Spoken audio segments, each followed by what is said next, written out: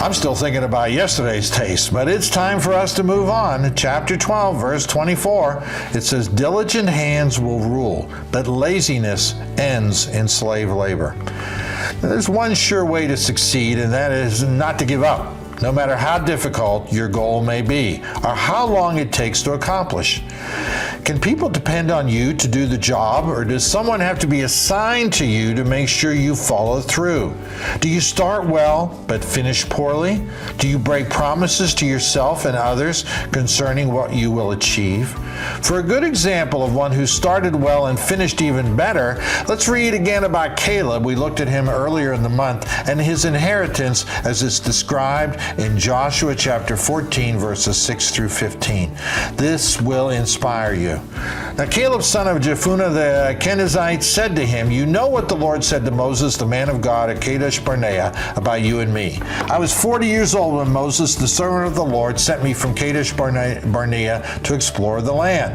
And I brought him back a report according to my convictions. But my fellow Israelites who went up with me made the hearts of the people melt in fear.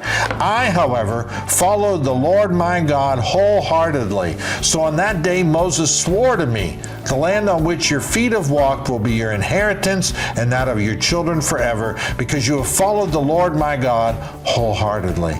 Now then, just as the Lord promised, he has kept me alive for 45 years since the time he said this to Moses, while Israel moved about in the wilderness. So here I am today, 85 years old. I am still as strong today as the day Moses sent me out. I'm just as vigorous to go out to battle now as I was then.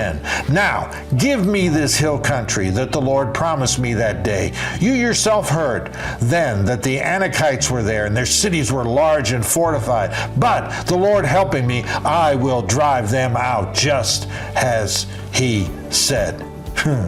You want it to be your goal to finish well like Caleb did, and I know that's what I hope to do by God's grace. So go read Joshua 14 for yourself. Be encouraged by Caleb's story, and then come on back tomorrow, and we're going to do this all over again.